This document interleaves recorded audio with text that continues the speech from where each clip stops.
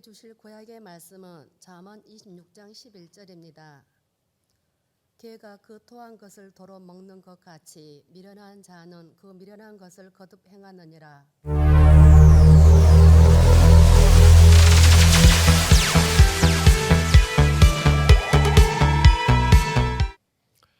세상에 문제와 아픔이 없는 사람은 한 사람도 없는 것 같습니다. 제가 지금까지 이렇게 45년 목회하면서 수많은 사람들을 만나고 이렇게 목회하고 있지만은 그런 아픔과 남 모르는 여러 말하기 어려운 사정들 없는 사람이 아직까지는 한 사람도 없었습니다. 남에게 말하지 않는다고 해서 그런 아픔과 사정이 없는 것도 아니고요. 사람에게 말할 수는 없지만 그런 여러 가지 남 모르는 아픔과 뼈아픈 사정들이 사람들에게마다 다 있더라는 것입니다. 전에도 한번 소개한 적이 있는 도종환 시인의 흔들리며 피는 꽃이라는 이 시가 그것을 우리에게 잘 표현해 주고 있어서 다시 한번 낭독을 해드릴까 합니다. 흔들리지 않고 피는 꽃이 어디 있으랴. 이 세상 그 어떤 아름다운 꽃들도 다 흔들리면서 피었나니 흔들리면서 줄기를 곧게 세웠나니 흔들리지 않고 가는 사랑이 어디 있으랴. 젖지 않고 피는 꽃이 어디 있으랴. 이 세상 그 어떤 빛나는 꽃들도 다 젖으며 피었나니 바람과 비에 젖으며 꽃잎 따뜻하게 피웠나니 젖지 않고 가는 삶이 어디 있으랴. 아마 이 시에 공감하지 않는 분들은 없으리라 그렇게 생각이 들어집니다. 이것이 바로 우리의 삶인 것이죠. 그래서 우리가 이 세상 살다가 언젠가 하나님 부르셔서 하늘나라에 가게 되면 하나님께서 맨 먼저 우리를 맞아주셔가지고 처음으로 해주시는 게 뭐냐면 우리가 그동안 세상에서 살면서 흘렸던 눈물을 하나님이 친히 당신의 손으로 닦아주신다고 말씀하셔요. 요한계시록 21장 3절 4절 자막을 보시고 시작. 보라, 하나님의 장막이 사람들과 함께 있음에 하나님이 그들과 함께 계시리니 그들은 하나님의 백성이 되고 하나님은 친히 그들과 함께 계셔서 모든 눈물을 그 눈에서 닦아주시니 다시는 사망이 없고 애통하는 것이나 곡하는 것이나 아픈 것이 다시 있지 아니하리니 처음 것들이 다 지나갔음이러라. 아멘. 모든 눈물을 그 눈에서 닦아주시는 일을 우리가 하늘나라 갔을 때 하나님께서 먼저 해주신다고 하는 말씀은 그만큼 우리가 이 험한 세상에서 아픔 없이 눈물 없이 사는 사람이 한 사람도 없다는 것을 뜻하는 말씀이기도 한 것이죠. 그런데 이 세상에 사는 동안에 이 아픔과 눈물과 남모르는 이 사정들을 어떻게 하고 살 것인가? 하나님께서는 모든 문제를 해결하시는 분이십니다. 누가복음 18장 27절에 말씀하시기를 시작. 이르시되 무릇 사람이 할 수 없는 것을 하나님은 하실 수 있느니라. 아멘. 여러분, 왜 우리가 아프고 왜 우리가 눈물을 흘립니까? 내가 해결할 수 없기 때문이죠. 내가 해결할 수 있으면 왜 웁니까? 내가 해결할 수 있으면 진즉 고쳐버리지 왜 아픕니까? 내가 할 수 없다는 것이죠. 그런데 사람이 할 수 없는 것을 하나님은 하실 수 있단 말이죠. 하나님께 능히 하지 못할 일이 있겠느냐? 누가복음 1장의 말씀대로 우리가 그래서 하나님께 나아가고 그래서 하나님께 간구하는 것이죠. 하나님께 은혜를 입어야 되는데 은혜는 사모하는 성도가 받는다고 분명하게 말씀하십니다. 시편 107편 9절에 시작. 그가 사모하는 영혼에게 만족을 주시며 줄인 영혼에게 좋은 것으로 채워 주심이로다.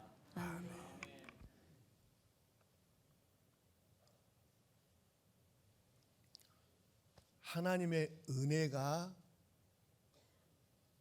있어야 살 수 있다고 깨달으면 이미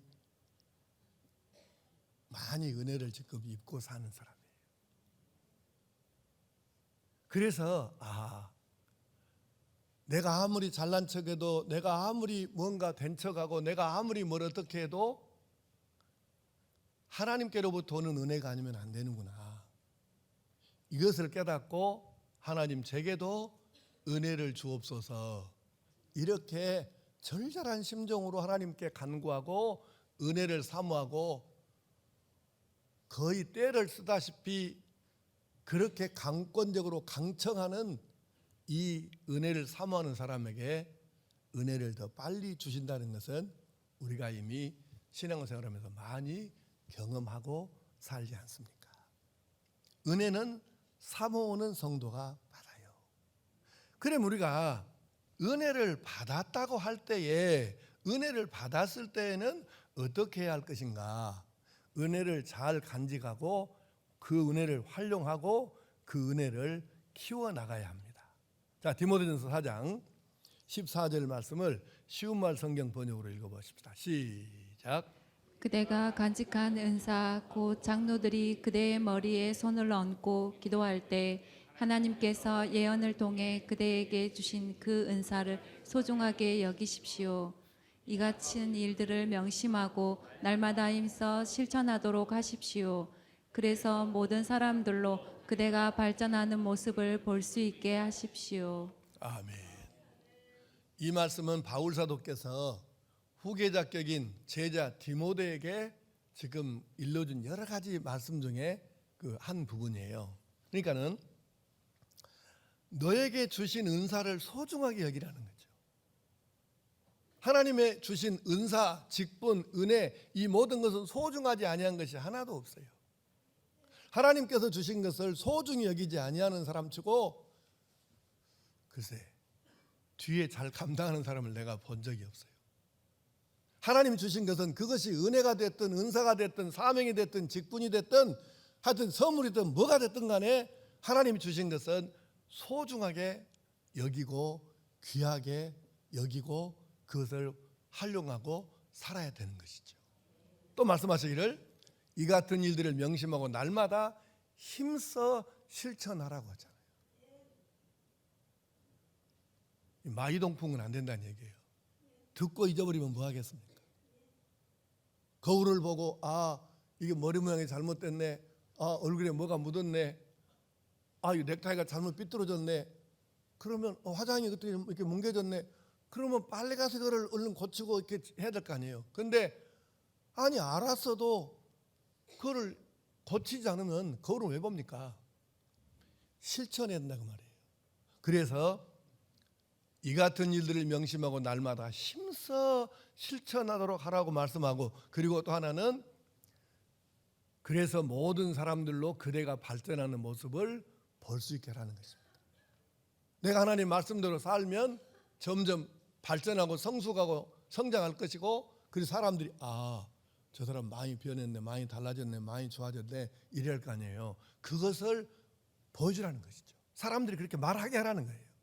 이렇게 우리가 은혜는 잘 간직하고 소중히 여기고 활용하고 키워나가야 되는 거죠. 그런데 은혜를 받은다고 해서 끝나는 게 아니고 은혜 받은 성도를 결코 마귀는 가만히 두지를 않습니다.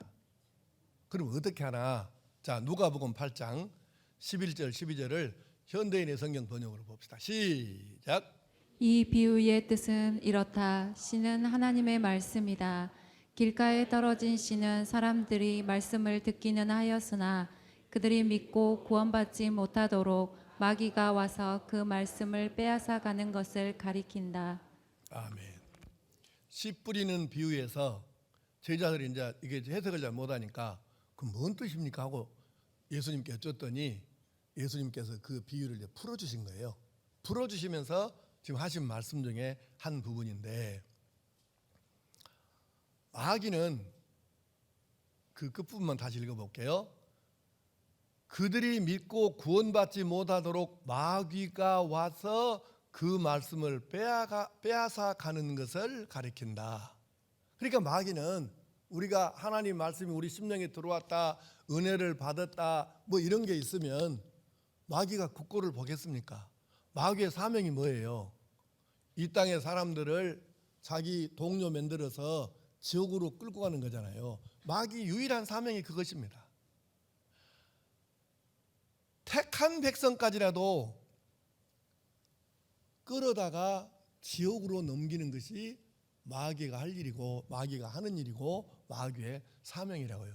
근데 그 마귀가 하나님의 백성이 은혜를 받고 그냥 있도록 가만히 있겠습니까? 뒷짐지고.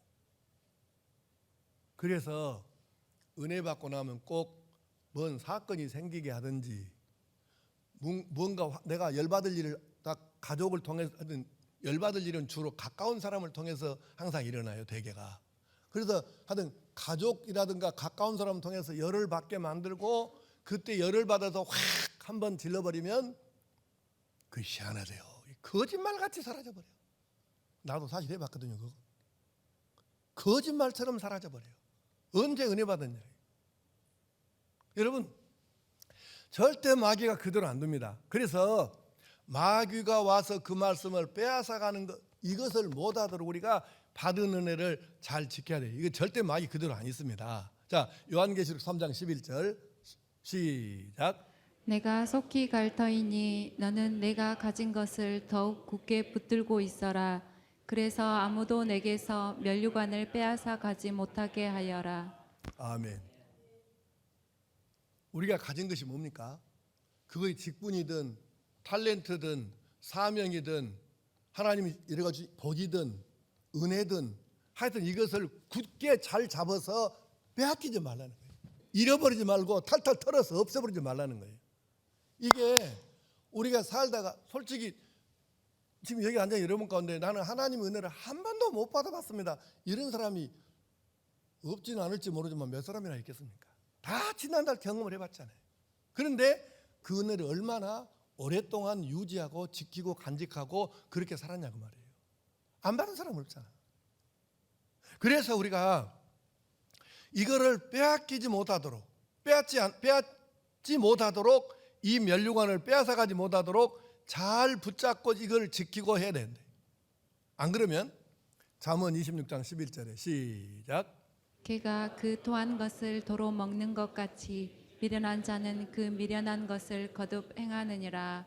아멘. 한 군데 말씀을 더 읽고 이 두 군데 말씀을 제가 설명할게요. 누가복음 11장 24절 26절 시작. 더러운 귀신이 사람에게서 나갔을 때 물 없는 곳으로 다니며 쉬기를 구하되 얻지 못하고 이에 이르되 내가 나온 내 집으로 돌아가리라 하고 가서 보고 그 집이 청소되고 수리되었거늘 이에 가서 저보다 더 악한 귀신 7을 데리고 들어가서 하니 그 사람의 나중 형편이 전보다 더 심하게 되느니라. 아멘. 여러분 은혜를 잃어버리면 이게 참 복잡합니다. 좀 여러분에게 이해가 좀 쉽도록 하기 위해서 제가 예를 좀 들어볼게요.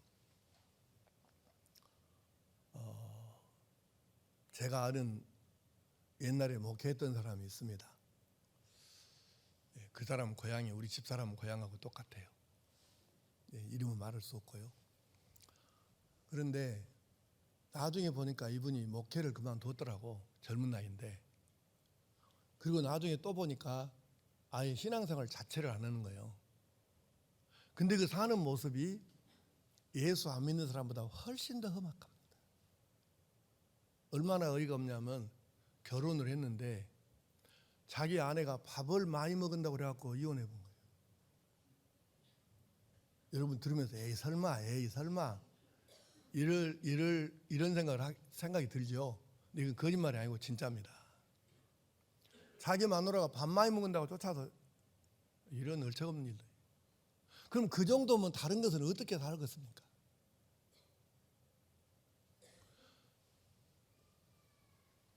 은혜를 잃어버리면 안 되는 거예요. 여러분 김재종 목사님이라고 장흥 중앙교회 합동측이에요. 우리 교단하고 교단은 다른데 거기 계시는 목사님이 지금은 이제 송정리로 옮겼는데 그 교회가 전도가 잘 된다 해서 내가 그 목사님을 우리 교회 초청해서 이제 전에 설교를 부탁을 해서 우리 교회 설교를 하셨어요.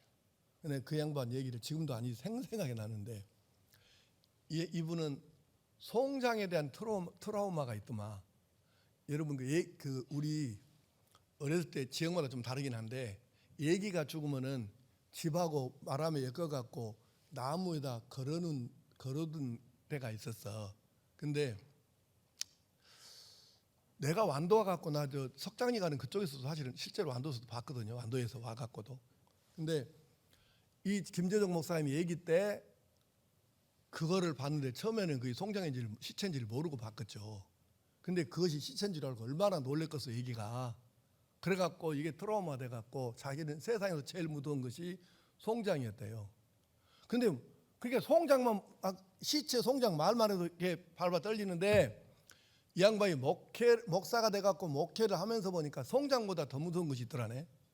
그게 뭐냐면 은혜 떨어진 집사가. 은혜 떨어진 집사는 송장보다 더 무섭더라고요. 근데 그 또 뭐라 하냐면 그다음 말이 은혜 떨어진 집사보다 더 무서운 것이 있는데 은혜 떨어진 권사 안수 집사라고. 근데 은혜 떨어진 권사 안수 집사보다 더 무서운 것이 있는데 그거는 은혜 떨어진 장로라고. 근데 마지막이 기가 막힙니다. 은혜 떨어진 장로보다 더 무서운 것이 있는데 그건 은혜 떨어진 목사라고. 여러분, 나 지금도 양반 말이 생생하게 기억하는데 잘 생각해 보세요. 그렇게 천사 같고 그렇게 막 사랑이 넘치고 막 이런 사람도 은혜 떨어지면 예수 믿기 전에 옛날 본성이 나와서 그렇게 묘할 수가 없어요. 그것이 사람이라고. 그러니까 우리가 은혜를 입고 은혜를 받아야 되는데 은혜가 떨어지면 사람이 너무 이상하게 되는 거예요. 너무 다른 사람이 되는 거예요. 어떻게 저럴 수가 있지? 왜 저러지? 근데 그렇게 되더라고. 그게. 은혜가 떨어지면 그래요. 굉장히 대단한 신앙인처럼 그리스도인처럼 보였는데 은혜가 떨어지니까 답이 안 보이는 상태가 되더라고 말이에요. 그래서 우리가 절대로 마귀의 꼬임에 넘어가 가지고 은혜를 소멸하면 안 되는데 그래서 이제 은혜를 유지하고 키우는 방법에 대해서 한번 생각해 봅시다. 자, 데살로니가전서 5장 19절 20절 시작. 성령을 소멸하지 말며 예언을 멸시하지 말고. 아멘. 성령 받은 것을 안 받은 것처럼 소멸해 버리고 그다음에 예언을 아무한테나 받으면 안 되고 진짜 성령이 충만한 사람한테 성령이 충만한 상태에서 예언을 받으면 이 예언은 멸시하면 안 되는 것이에요. 잘 기억을 해야 됩니다. 그래서 성령 소멸하지 말고 예언을 멸시하지 말아야 되는데 그다음 베드로후서 3장 17절 18절 시작. 그러므로 사랑하는 형제들이여 여러분은 이미 이 같은 사실을 알고 있는 만큼 악한 자들의 미혹과 속임수에 휩쓸려서 여러분의 믿음을 잃는 일이 없도록 정신을 바짝 차리십시오. 그리하여 도리어 우리 주시요 구주이신 예수 그리스도의 은혜와 그분을 아는 지식에서 날로 자라가기를 바랍니다. 아멘. 이 말씀을 좀 풀어서 말씀을 드리면 제가 여러분에게 잘 쓰는 말 중에 하나가 세상에 나가서 눈으로 보는 것, 손으로 만지는 것, 이 모든 것들이 사실은 그리스도인에게는 지뢰밭과 같아요. 마음 놓고 다닐 것, 마음 놓고 이게 볼 것, 마음 놓고 할 게 여러분 몇 가지나 있습니까? 온통 지뢰밭이라 이게.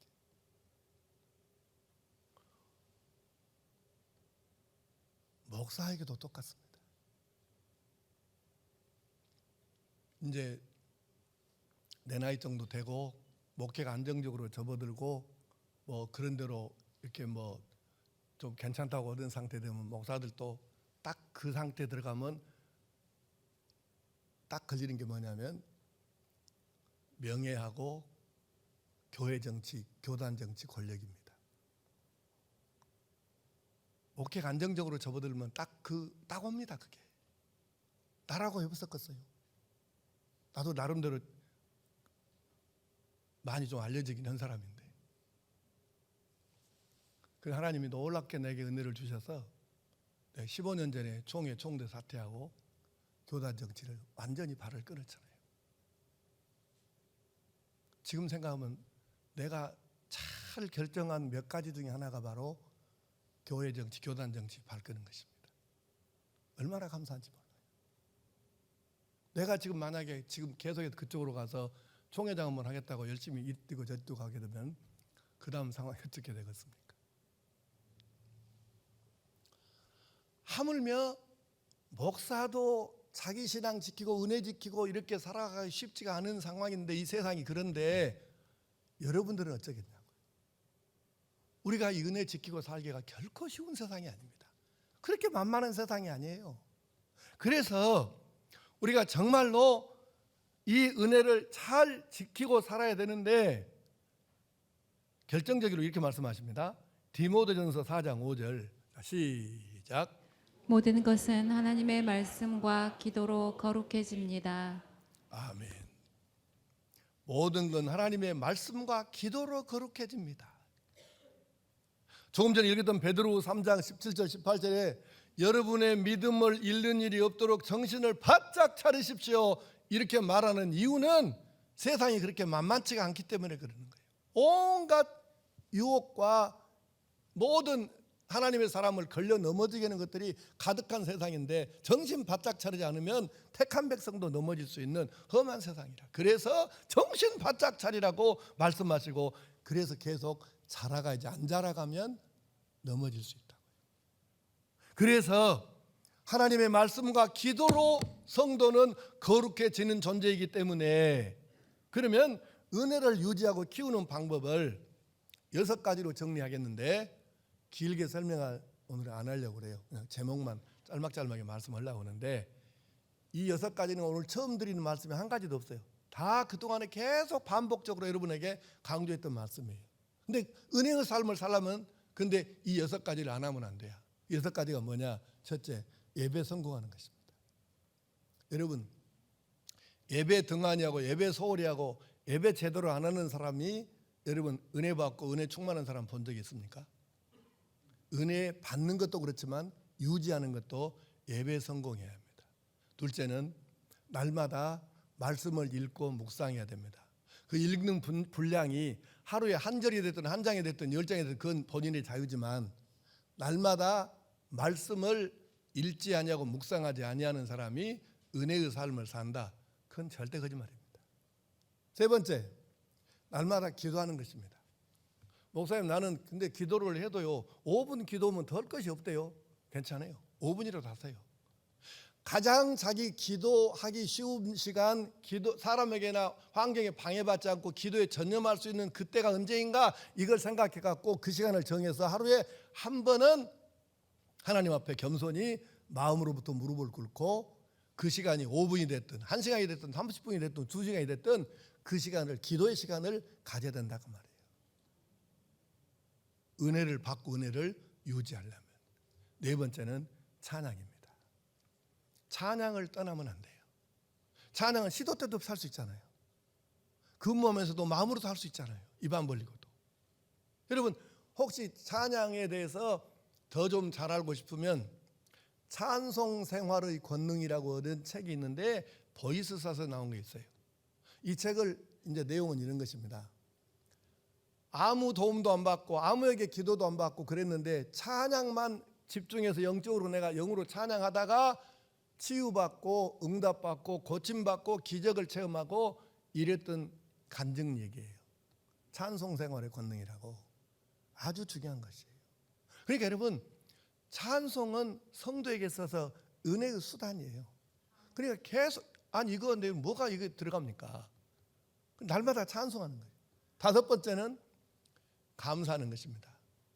여러분이 여러분의 믿음의 수준이, 기본은 그래도 내가 됐다, 아직 내가 기본도 안 됐네, 이거를 구분하는 구분점이 몇 가지가 있는데, 그 중에 한 가지를 소개할게요.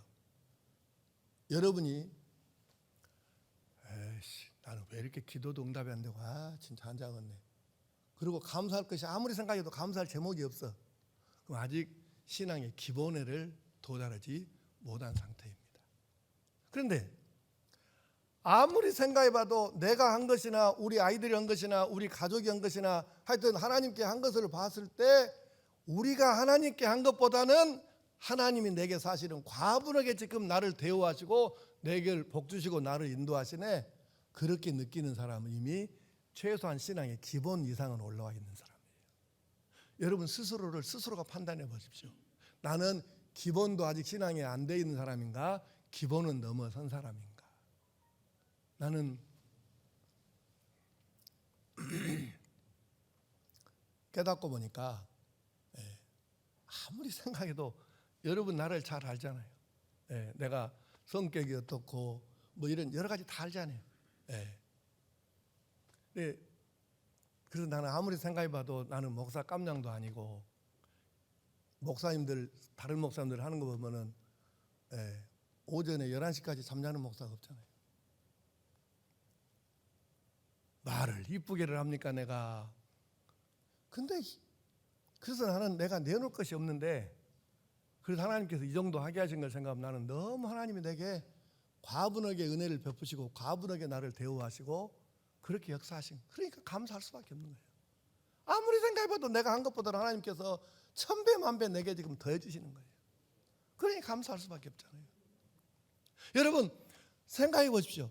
여러분 스스로 정직하게 생각했을 때 여러분이 하나님께 한 것보다 하나님이 복을 더 주시는가, 한 것보다 적게 주시는가, 이거 생각해 보시라고요. 그러면 감사할 수밖에 없게 돼 있어요. 근데 희한한 것이 감사하니까 감사할 일이 더 많이 생기더라고. 그래서 은혜는 감사하는 사람에게 주어지는 선물이에요. 6번째, 여러분이 내게 주신 하나님 말씀이라고 생각했거나 깨달았거나 하여튼 하나님의 말씀을 이 배운 대로 깨달은 대로 받은 대로 느낀 대로 이 말씀을 쉽든 어렵든 삶에다가 적용하는 것입니다. 그때 은혜가 임하는 것이에요. 이 6가지를 놓치고는 안 됩니다. 자, 복습하겠습니다. 은혜를 받는 방법, 은혜를 유지하는 방법, 은혜를 키우는 방법, 이게 자 6가지가 있다고 그랬는데 첫째가 뭐라고요? 예배 성공해야 합니다. 두 번째는 말씀, 세 번째는 기도, 네 번째는 찬송, 찬양, 다섯 번째 감사, 여섯 번째 적용, 실천. 여러분 이렇게 사는데 하나님이 은혜 안 주시고 그냥 놔두실까요? 그럴 수는 없습니다. 우리 지난 주간에 치유 집회를 했는데요. 참 나도 목회를 45년 했으니까 목회를 잘한단 말은 못해도 목회를 오래 꽤 좀 인자 좀 나도 했다 이 말을 할 수 있지 않겠어요? 근데 이 정도로 해봤는데 나 이번 강사 같은 양반 나 처음 보는 거야 나도. 세상 천지에 저녁에 9시에 개인 기도를 하기 시작해갖고 그 다음날 아침에 7시 40분까지 기도해 준 사람 나 처음 봤습니다. 근데 너무 순수한 거야. 그러나 하도 신기해서 은사 받은 지가 한 5년이나 됐을까? 그래서 내가 물어봤어. 언제부터 집회에 댕겼어? 그러니까 저 신학교 때 됐는데요. 그 전주에 자기 서울의 종신에 강의 나오는 그 목사님이 전주에서 목회하는데 그 교회에서 했다고 그래. 아니 그때가 몇 년도냐고 그랬더니 2001년도라고 그래요. 2001년도면 19년 된 거잖아요 지금. 그러면 그 정도면 지금 꽤 달아졌어야 되고, 달아지면 은사는 떨어지게 돼 있어. 근데 이 양반이 여러분도 봤지만은 순수하지 않습니까? 그러니까 은사가 살아있는 거죠. 세상에 자기 몸을 돌보지 않고. 근데 나는 여러분 진짜 여러분 대단한데 우리 성도들한테 미안하고 죄송한데 전에 송구 영신 예배 때는 안수기도를 다 해주다가 지금 못 해주잖아요. 왜냐하면 내가 죽겠어. 허리랑 부러져 불러가지 이게 찡이 빠져갖고 은사가 일단 그래도 목회는 좀 더 해야 되니까 그러나 안수를 못 해주잖아요. 근데 이 양반은 세상에 아침에 7시 40분까지 나 처음 봤다니까, 나 이런 사람을. 대단하더라고.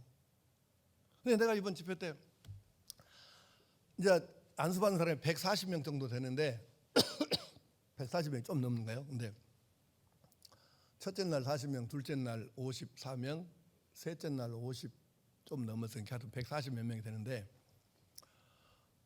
나는 이제 그 뭐 기도도 기도지만 첫날 그 설교 시간에 설교라기보다는 간증이었잖아요. 근데 나는 이 간증이 너무 재밌는 거예요. 은혜 받았다기보다는 재미있는 거예요. 그래서 아니 뭐 벌써 끝나 보냐 당황스러울 정도로, 예, 너무 재밌었어.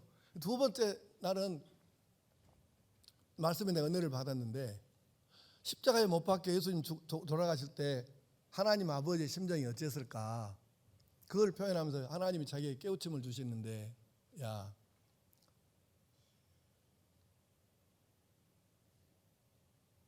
하나님이 아버지신데 아들이 십자가에 못 박혀 그 고통당하고 그 수치당하고 그렇게 죽어가는데 하나님 옆에 가지도 못하시고, 그 마음이 타는데, 예수님이 운명하시는 순간에 무덤이 열리고 돌이 바위가 터지고 그런 것이 바로 내 심정이다. 내 마음이 그렇게 터져불고 열리고 그럴 정도로 내가 내 아들 예수가 십자가에 못 박혀 죽을 때 내가 마음이 아프고 고통스러웠다. 그 표현이라고 했을 때 나는 사실 그런 표현 한 번도 들어보도 못하고 책도 내 읽어보지도 못했어. 근데 너무 그 은혜가 돼서 내가 뒤에서 울면서 설교를 들었는데, 그리고 하나님께서 세상에서 가장 추악한 곳에서 계신다 해서 나는 그 말이 뭔 말인가 했더니, 우리의 마음이 세상에 가장 악한 것보다 더 악한 것이 우리 마음에 가득한데, 하나님이 우리 마음속에 계시니까 세상에 가장 더러운 휴지통 같은 데서 하나님이 계신다. 떠나고 싶으신데도 하나님 우리에게서 떠나시면 우리가 잘못될 수밖에 없으니까 떠나시지도 못하고 우리 안에 거하신다고 하는 말씀을 들을 때, 너무 그 하나님의 마음 심정을 참 내가 100% 다 헤아른다고 하면 거짓말이고 조금이라도 헤아려져서 참 마음이 아팠습니다. 난 둘째 날은 설교에 굉장히 은혜를 받았어요. 그리고 마지막 날 내가 중간에 안수를 좀 받으려고 했더니, 어쨌든 하도 본인이 나한테 안수를 해주라고 해서 저기 들어가서 목사님 부부를 안수기도 해주고, 그리고 내가 나오면서 내가 금방 올라올게 그러고 내가 내려왔어요. 그리고 안수를 받으려고 했는데 계속 교인들이 성도들이 밀려오는데 목사가 지금 성도들 놔두고 지가부터 받는다면 못 하겠어서 다 끝나고 맨 마지막에 내가 들어가서 무릎 꿇고 나도 기도를 받았습니다. 물론 나보다 훨씬 몇십 년 후배고 어쩌고 저쩌고 그런 건 인간적인 면도 있지만 그런 것이 그렇게 뭔 대수입니까, 여러분? 나도 무릎 꿇고 안수를 받았습니다. 근데 안수를 받으면서 느낀 게, 은사가 살아있는 사람들은 대개 보면 악수할 때 보면 손이 보통 사람보다 훨씬 따뜻해요. 은사가 아직 살아있는 사람이에요. 은사 센 사람 치고 악수할 때 손 차가운 사람은 절대로 없습니다. 내가 수없이 많은 은사자들을 얼마나 또 내가 많이 만나봤겠어요. 내 안수를 하는데 이게 손이 따깍따깍 그러는데 이 두 손을 이렇게 얹었는데 이게 굉장히 뜨거워요. 은사가 확실히 살아요. 이거는 내가 여러분에게 자신 있게 내가 이렇게 얘기할 수 있어요. 확실하게 은사가 살아있더라고요. 그러니까 여러분이 아무리 안다고 기고뛰고 달고 해봐야 은사에 대해서 나만큼 하겠어? 근데 은사가 살아있는 사람은 손이 달라. 온도가 달라. 근데 이게 따끈따끈해요. 뜨거운 거예요. 확실히 살아있더라고요. 여러분, 그래서 이제 여러분들 가운데 그래 기도에 은혜 받은 사람도 있고 치유받은 사람도 있고 말씀 주신 성경 구절을 말씀에 은혜 받은 사람도 있고 설교에 나같이 설교에 은혜 받은 사람도 있고 다양한 은혜를 받았어요. 근데 은혜 그 후 그 다음에 어떻게 할 거냐는 거예요. 은혜 받은 것도 물론 중요하잖아요. 그런데 은혜 받은 것도 중요한데 그 후는 얼마나 중요할까? 아주 쉽게 예를 들어 설명하겠습니다. 질문하겠습니다. 결혼식이 중요할까요? 결혼 생활이 중요할까요? 둘 다 중요합니다. 그게 함정이에요. 보세요. 결혼을 안 하면 결혼 생활이 없지 않아요. 그러니까 결혼이 중요한 거예요. 결혼 안 하면 어떻게 결혼 생활 하겠어. 결혼을 해야 결혼 생활을 하지. 그러니까 그런데 결혼식은 10평짜리 예식장에서 결혼식에도 상관이 없고 드레스 빌릴 돈이 없으니까 평상복 입고 가서 결혼식에도 그것이 뭔 문제입니까? 아무 문제 없어요. 아니 드레스 비싼 놈 빌려서 입어갖고 행복해질 것 같으면 빚을 내서 갖고라도 드레스 비싼 놈 빌려서 입어야지. 근데 무슨 그런 법이 세상에 어디 있어요. 그건 상관없어요. 결혼이 중요한 거예요. 그러고 나서 결혼이 없으면 결혼 생활이 없기 때문에 그 다음 결혼 생활이 더 중요하다 그렇게 말할 수는 없으나 결과적으로는 결과적으로는 결혼 생활이 더 중요해. 왜? 아무리 결혼식을 화려하게 장엄하게 거창하게 했어도 결혼 생활이 불행하면 그놈의 결혼식 장엄한 것은 못 할 거냐고. 결혼도 중요한데 결혼 생활이 중요하죠. 여러분, 자 그럼 이 말씀 뭔 말씀 하려고 그러는 거예요? 은혜 받아야지. 근데 은혜 받는 것도 중요하지만 그 은혜를 받아서 이거를 유지하고 계속 더 받고 계속 키워가면서 은혜의 삶을 사는 것이 이게 중요하다 그 말이에요. 그것을 위해서 방금 말씀드렸던 6가지 다시 복습합니다. 첫째, 예배 성공. 둘째, 말씀. 셋째, 기도. 넷째, 찬양. 다섯째, 감사. 여섯째, 그렇죠. 은혜를 우리는 계속 받아야 됩니다. 1년 전에 받은 은혜 갖고 오늘 못 살아요. 오늘 받은 은혜로 오늘 사는 것이고 금년에 받은 은혜로 금년 사는 거니까 날마다 우리가 은혜를 받아야 되고 오늘 살아야 될 은혜를 받아야 되는 거죠. 그래서 은혜를 날마다 받고 은혜를 유지하고 은혜를 키우고 그래서 은혜로 살아갈 수 있어야 됩니다. 그래 더 크게 은혜 받고 더 크게 쓰임을 받고 더 크게 복의 통로되어 살고 더 크게 행복하게 살아야 하는데 그래서 오늘 마지막 성경 고린도전서 15장 10절 시작. 그러나 오늘날 내가 나 된 것은 오직 하나님의 은혜로 말미암은 것입니다. 내게 베푸신 주님의 은혜가 헛되지 않아 나는 어느 누구보다도 더 열심을 내어 일했습니다. 하지만 그렇게 한 것은 내가 아니라 나와 함께 하신 하나님의 은혜로 한 것입니다. 아멘. 바울 사도가 고백한 내용입니다. 바울 사도는 물론 처음에는 자기가 잘난 줄 알고 살았죠. 그런데 나중에 보니까 그게 아니고 은혜였다. 다 하나님의 은혜였다. 이렇게 고백을 하는 거예요.